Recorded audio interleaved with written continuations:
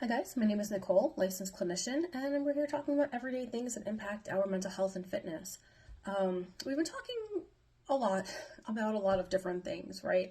And I kind of was thinking about self-care lately and what that looks like. And we're taught in school to make sure that we engage in self-care and we take care of ourselves because doing therapy and being there for people and holding space for people can be really taxing, and we need to really take care of ourselves.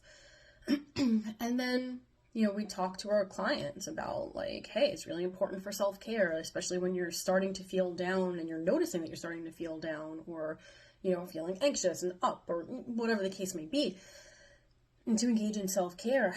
And sometimes it's really difficult to figure out like what self-care is, right? Like sometimes it feels like it's this big thing. Like, I love to swim. I've mentioned this before. But that can be like 2 hours out of my day. I don't have time for that kind of self-care. Sometimes it could be meal prepping for the week, and portioning out your meals, not just making like a bulk meal. And that can sometimes also be time consuming, right?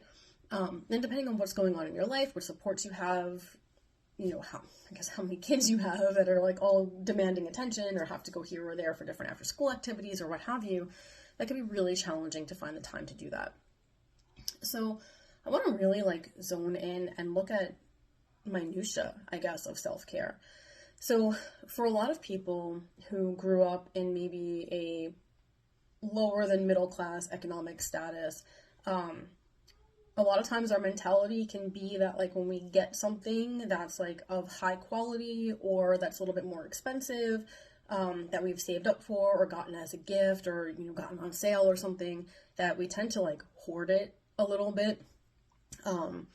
And so for me, one of my best friends has some subscriptions to like some different like makeup and skincare boxes and what have you. And whatever she doesn't want or doesn't like or doesn't match with her skin tone or complexion, she'll send to me. So oftentimes I get these like giant boxes of just samples. And for the longest time I was holding on to them, like purposefully not using them because they were higher end brands. And I didn't want to like waste it, I guess. And then I came to the realization that it's not wasteful if you use it on yourself, right? And granted, like not everything that she sent me is something that like matches my skin tone or complexion.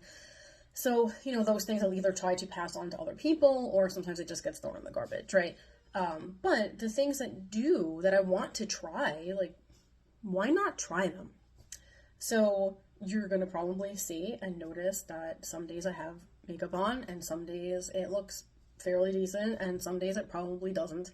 But I'm just going to go with it because I work from home. It doesn't really matter unless I'm like going outside for some reason.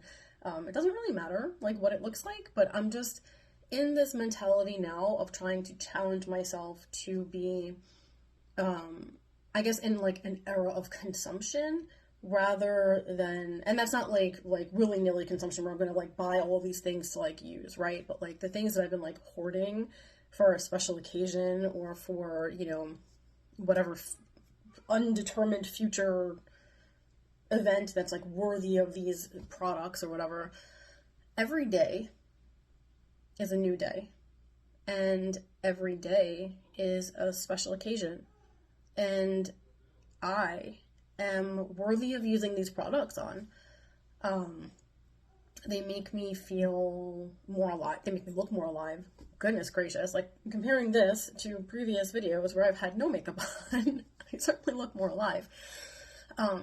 And so I want to challenge you in that way also. Like, what are some things that you've maybe put aside for a special occasion or for when this happens, then it'll be like a worthy occasion or a worthy event to like use this.